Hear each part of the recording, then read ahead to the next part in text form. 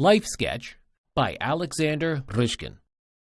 Так, представим себе ситуацию, что у нас есть больше So, времени. let's say that we have more time for a live pose and we can do a longer sketch. In such a case, we can study a figure in more detail and spend more time on fine-tuning shapes and volumes. This method of drawing requires more time, and you can decide when and how to use it. There is one way of drawing in which two-dimensional shapes in drawing represent three-dimensional masses and volumes.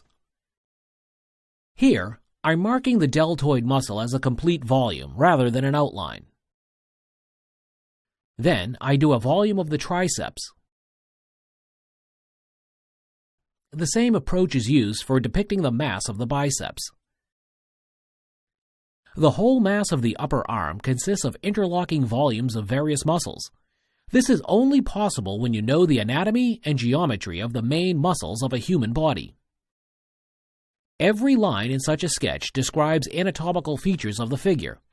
Outlines you see on paper are subproducts rather than primary elements of drawing. Here, it is very important to use the knowledge of anatomy and proportions. In a way, I draw the volumes of every individual muscle group that influences the appearance of a body. Together, such groups construct a human figure. For example, the volume of the quadriceps interlocks with the contour of the talar's muscle, and the adductors of the leg add additional volume to that group. When drawing a head after the figure is in place, you need to know how it connects to the neck and how the neck connects to the shoulders. Here's one tip for life drawing.